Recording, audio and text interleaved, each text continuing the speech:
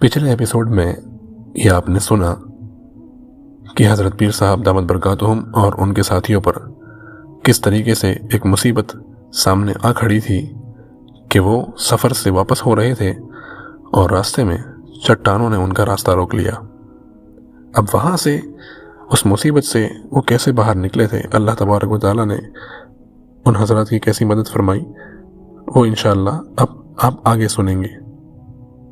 تو جیسے کہ آپ جانتے ہیں پچھلے ایپیسوڈ میں حضرت پیر صاحب دامت برکاتہم نے کہا تھا کہ جو راستہ 250 کلومیٹر کا ہے، ڈرائیور کو اس راستے سے سامان سمیت واپس بھیج دے، اللہ تعالی ہمارا راستہ نکالیں گے۔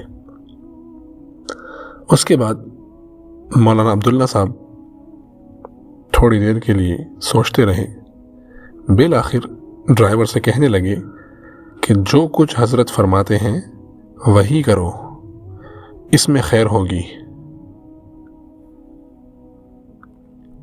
جب ڈرائیور چلا گیا تو ہم کھڑے قدرت کا تماشا دیکھ رہے کہ پہاڑی چٹانیں یوں پڑی تھی جیسے شیشے کے ٹکڑے پڑے ہوتے ہیں۔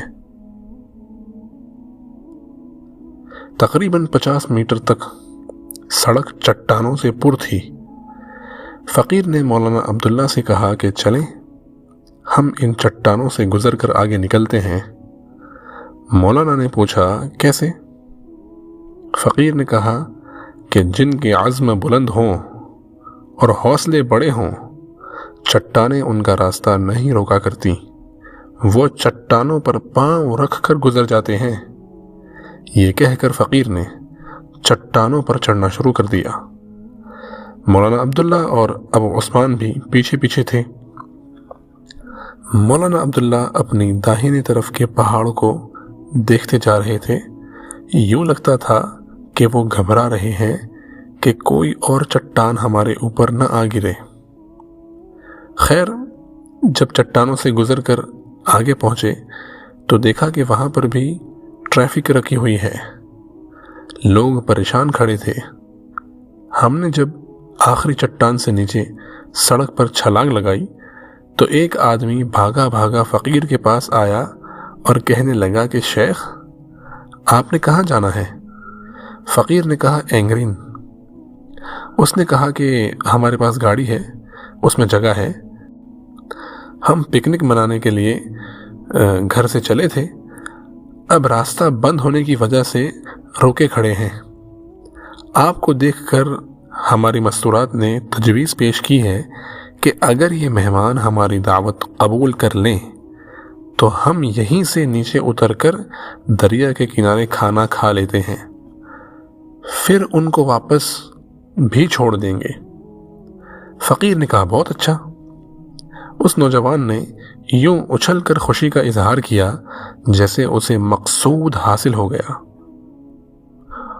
عورتوں نے خوشی خوشی سارا سامان نکالا، بچوں نے چھلانگیں لگائیں، ہم فقراء بھی 70 فیٹ نیچے دریا کے کنارے پہنچ گئے۔ عورتوں نے کھانا گرم کرنے کے لیے لکڑیاں اکٹھی کی، مردوں نے دسترخوان لگایا اور ہم نے ایک بڑی چٹان کی اوٹ میں ذکر کی محفل جمائی۔ پانی کی روانی اور پرندوں کی حق ہو کی آوازوں نے عجیب سرور پیدا کیا ہوا تھا۔ نماز مغرب پڑھنے کے بعد کھانا کھایا گیا۔ اتنا لذیذ کھانا فقیر نے زندگی میں بہت کم کھایا ہے، شاید کھلانے والوں کے خلوص نے اس میں لذت بھر دی تھی۔ کھانے سے فراغت پر مستورات نے وعظ و نصیحت کا مطالبہ کیا۔ الحمدللہ تھوڑی دیر تک نصیحت کے بعد سب عورتیں بیت ہوئیں، مردوں نے بھی بیت کے تعلق استوار کیا۔ واپسی پر بچے اور عورتیں ایک گاڑی میں بھر گئے اور دوسری گاڑی میں ہم سب مرد بیٹھ گئے۔ یوں 1 گھنٹے میں ہم میزبان کے گھر اترے۔ میزبان کے والد اپنے علاقے کے بڑے عالم تھے، انہوں نے فقیر کو دیکھا تو لپٹ گئے اور بڑی دیر تک سینے سے لگائے رکھا۔ بالآخر چائے پلا کر انہوں نے فقیر کو ایک قیمتی جبہ بھی ہدیہ کے طور پر پیش کیا۔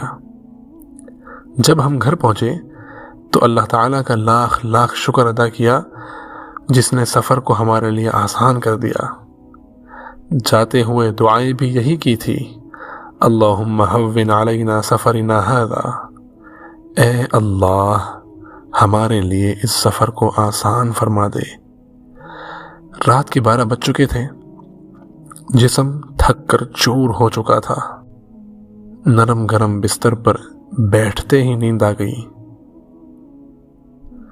صبح جاگے تو فجر کی نماز ادا کی،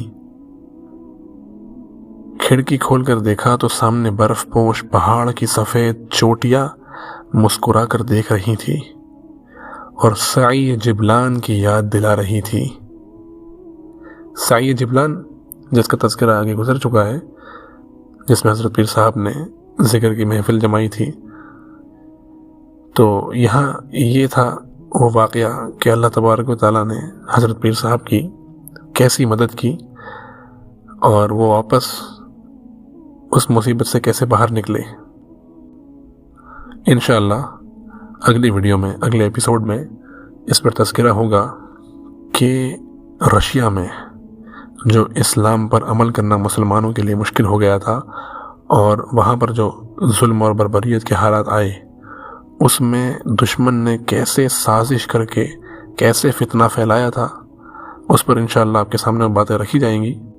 تو ضرور ان ویڈیوز کو آپ اپنے متعلقین میں، اپنے کانٹیکٹس میں ضرور اس کو شیئر کریں، زیادہ سے زیادہ لوگوں تک انشاءاللہ یہ باتیں پہنچے گی۔